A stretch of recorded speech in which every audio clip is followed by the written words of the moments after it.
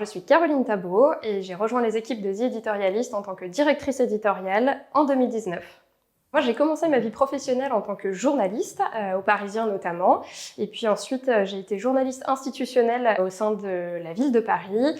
Et j'ai fait mes armes en agence de communication où j'accompagnais des clients grands comptes dans leur communication corporate avant de rejoindre The Editorialist il y a maintenant 3 ans en tant que directrice éditoriale. Lorsque j'ai rejoint The Editorialist il y a 3 ans, on était une petite équipe côté éditorial, puisqu'il n'y avait que 2 responsables éditoriaux. Depuis, on a grossi, grandi, et aujourd'hui, on a 4 pôles thématiques, à dominante sectorielle, que sont donc le pôle finance, le pôle service, le pôle tech et le pôle lifestyle.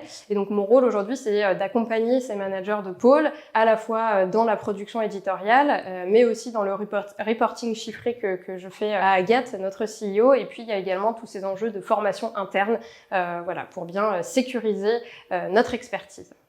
Mon quotidien chez The Editorialist, il est très varié. Ce qui est génial, c'est qu'il n'y a pas une journée qui ressemble à une autre. Mes journées peuvent s'organiser autour de brainstorming, autour du concept d'un podcast, de cadrage avec des clients au démarrage de projets, ou encore de réunions qui vont parler de chiffres et des projections de rentabilité du mois sur le pôle éditorial.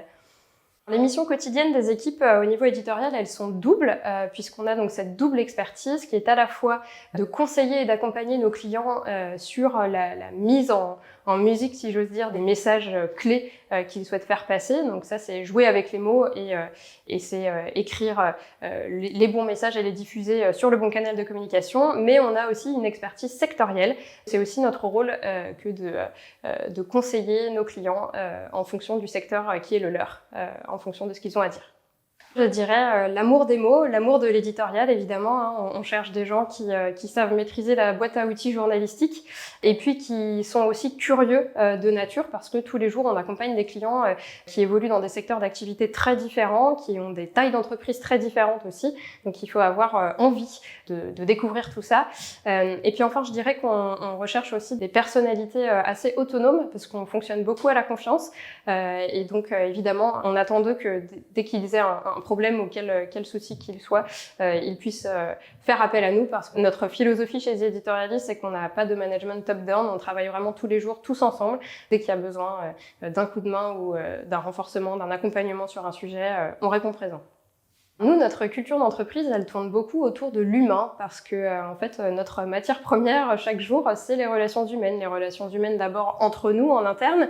On est toujours en train de travailler ensemble, de brainstormer ensemble pour livrer le meilleur à nos clients. Et puis ensuite, on travaille au quotidien avec des entreprises qui sont composées d'êtres humains. Donc, ces relations humaines font que nos valeurs tournent autour du respect, de la confiance, de la bienveillance. Et tout ça fait qu'on est bien aligné pour pouvoir atteindre l'excellence.